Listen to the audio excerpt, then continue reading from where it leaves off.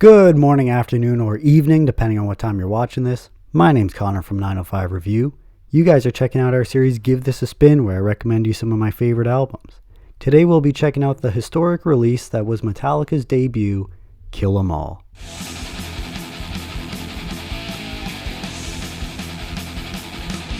Metallica is very possibly the most successful metal band there's ever been, and as such they're always in the conversation among the greatest. This all started back in 1981 when an 18-year-old Dutch tennis player, Lars Ulrich, put out an ad in the local newspaper hoping to start a band. James Hetfield responded, and the two quickly bonded over their mutual interest in English heavy metal. Later members include bassist Cliff Burton and guitarist Dave Mustaine, the latter of which was promptly fired over his drug abuse and belligerent antics, leading to the formation of his own legendary band Megadeth, as well as a lifelong rivalry with Metallica. So while we're on the topic, who's the better band, Metallica or Megadeth?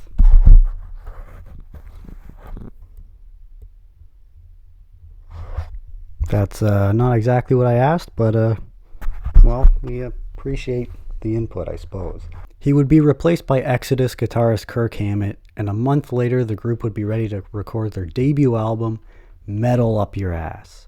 Okay, well the label wasn't exactly cool with them calling it that, so they had to rebrand, and Kill 'Em All was born.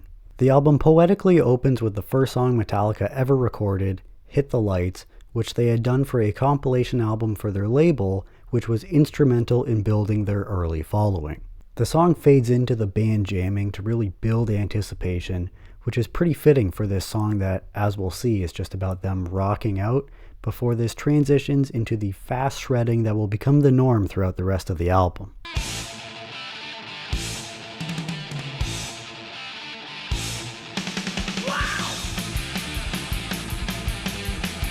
While James Hetfield is now known for having somewhat of a lower voice as well as some signature singing quirks of his, him as a 19-year-old, he just had this absolutely primal scream as part of his arsenal. Not bad for a kid who didn't even want to be the singer of the band. Plus, on top of that, he's one of the most talented rhythm guitarists you'll ever find when you consider the speed at which they play. This was a hell of an entrance by the band, with some awesome guitar solos in there too for good measure, saving the best one for last to close out the song with.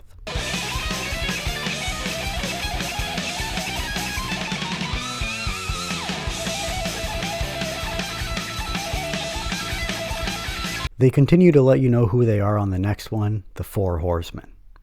Well, I mean, not necessarily. It is about the Four Horsemen of the Apocalypse. I just always kind of put two and two together, because that makes four. And that riff they use might make you think of a horse galloping, but this turns into a racehorse before long.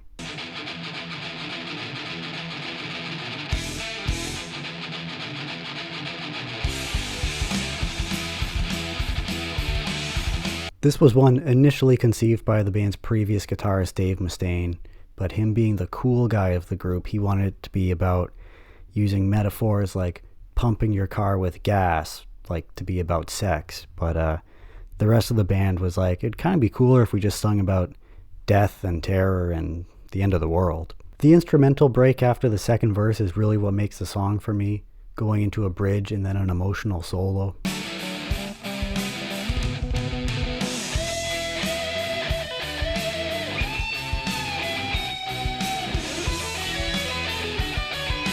The solo to end the song, however, gets back to the more sinister sound we previously had. This takes us to the third song, Motor Breath, with a title that draws comparison to Motorhead, a band that was highly influential on Metallica.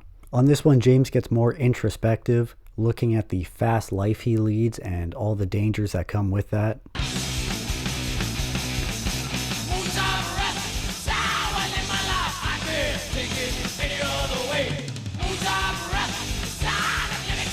But on the other hand, in the final verse he acknowledges that people who never take chances are actually the ones missing out on life. We get into more of a fun groove on the next one, Jump in the Fire.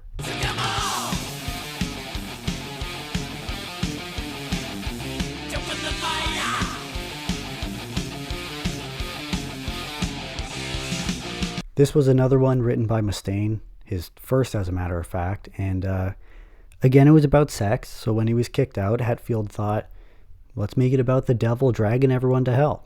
Again here the instrumental break and solo reel me in.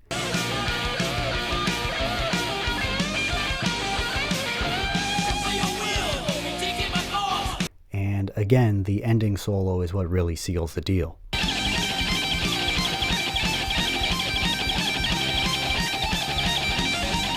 Next, we have a really interesting piece that might catch first-time listeners off the bat. That's Anesthesia, Pulling Teeth. The track begins with the sound engineer saying bass solo take one, and I mean, how often do you hear a bass solo? But Cliff Burton was just a different animal. He would run his bass through a wah-wah pedal, which is pretty unconventional, and it was actually in seeing him do that at a show with his previous band that Hetfield and Ulrich knew they wanted this guy as part of Metallica.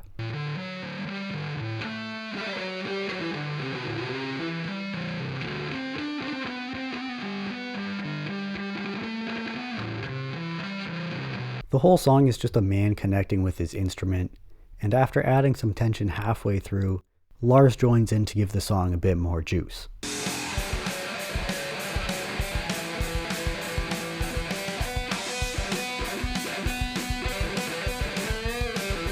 Some quick succession hits abruptly enter to start the final song on the first record side, Whiplash. In similar fashion to the two songs that opened the album, this one describes Metallica and their shows, but focuses on the fans. And Metallica does their best to reward these headbangers by playing as fast as they possibly can.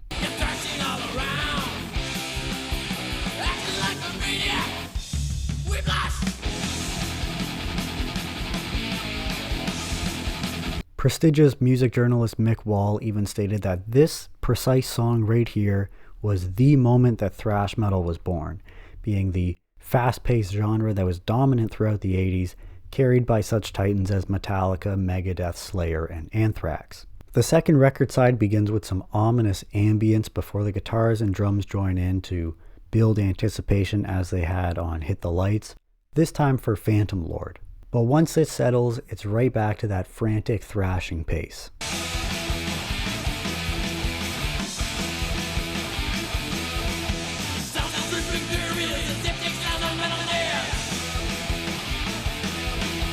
And it's about this all-powerful Lord seizing control of everything. I don't know if the guys are Tolkien fans, but in my mind I kind of picture Sauron. After a frenetic solo, they drop back into this slower, moodier bit, and Megadeth fans might recognize this because Mustaine used it to a T on one of his songs 9 years later, though he is given a writing credit on this song, so I assume this was kind of his way of reclaiming his contribution.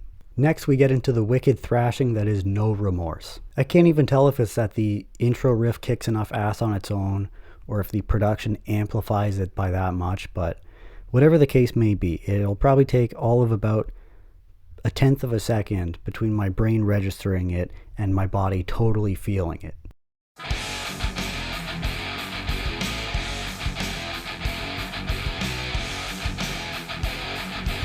This one gets me so fired up, I don't even have to listen to the rest of the song. I know this one's an A+. I mean, I'm still going to.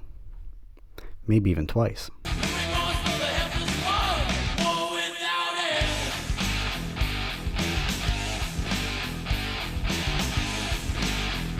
The second record side continues to dominate with the lurking guitar that opens Seek and Destroy. Now the lyrics are what you might expect from some high school boys, but I'll always take generic lyrics over bad, nonsensical, or cringy lyrics.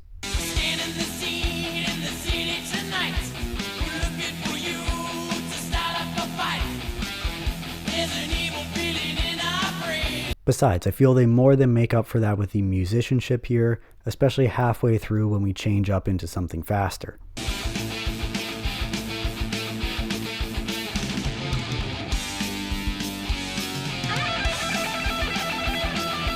And we end the album with one of Metallica's absolute fastest songs at 175 beats per minute, Metal Militia.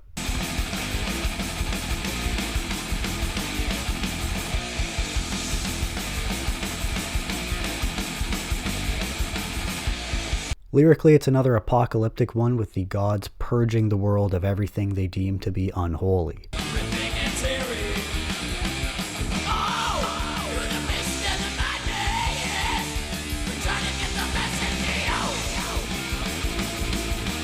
And this deals with authority because Hetfield goes on to sing, as he had done on Motor Breath, that you should do like Metallica does, and that is tackle the world your own way. Kill 'Em All is available on all major music formats. There were a number of picture disc runs throughout the 80s, even upon the album's release in 1983, which I would have to think are pretty rare. A couple reissues were done on double 12-inch 45 RPM records. There was a random 1988 release on a brown vinyl in Canada, which, as part of the Elektra reissues, also contained the band's phenomenal cover of Diamond Head's Am I Evil?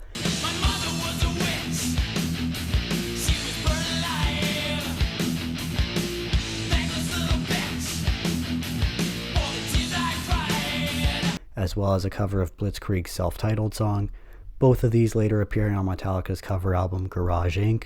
There was also a gold CD released in Australia in 1993. In 2006, there were some unofficial releases of the album with its original artwork and title. When it first became available for digital download in 2008, it also came with live performances of the Four Horsemen and Whiplash from the band's incredible 1989 Seattle show. Throughout the 2010s, it would be released on a couple different colored vinyls, and perhaps as part of Metallica buying the rights to all their own music through their label Blackened Records in 2016, the Kill 'Em All box set was released. Forgive me, but I'm just going to read this out for you instead of trying to memorize it. It was the album remastered, a 1984 performance in Paris, and the Jump in the Fire EP, all on vinyl, as well as the album remastered, early rough mixes, a radio interview, plus a 1983 show from California and 84 show from New York, all on CD, plus a 1983 show from Chicago being the oldest full show footage of Metallica on DVD. And if you didn't want to pay full price for the physical thing, you could get all that in a 58 file digital download. And with the 2020s came more colored vinyls, a couple red ones plus a gray one, and I feel like it should be mentioned as well, there were Colombian cassettes of the album with a slightly tweaked cover art.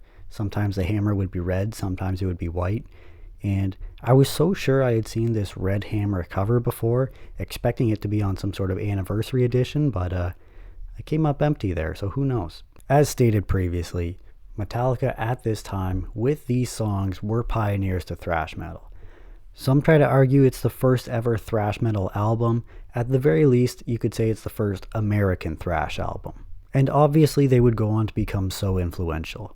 This didn't move a whole lot of numbers being released on these small Megaforce records, but with Metallica's boom in popularity in the later half of the 80s, this found its way on the charts just because they became that big a name. So while it may not have been recognized by the masses initially, the critics who did hear it were blown away.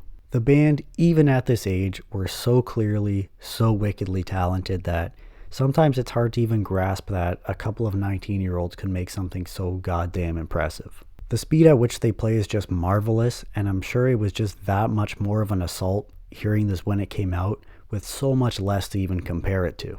This was huge for thrash, huge for metal, and huge for Metallica, who would have much bigger things on the way. With everything considered, I'm going to be stamping Kill 'Em All with an A grading, which kind of surprises me. Going into this, I was expecting to give it an A- just because they had such a legendary run throughout the 80s, and again, they were on to better things. I would consider this the weakest of their first 4 albums, but I guess there's just really not that much disparity between them. On top of that, I might be giving it a little leeway just because of the age they were when they made this, and how groundbreaking it was being that early into the thrash metal game.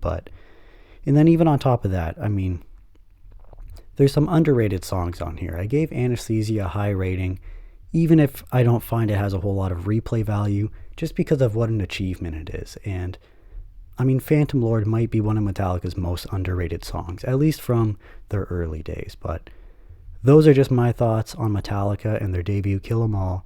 Let me know yours. As always, I love hosting you. Maybe stop by for another one. I'll see you around.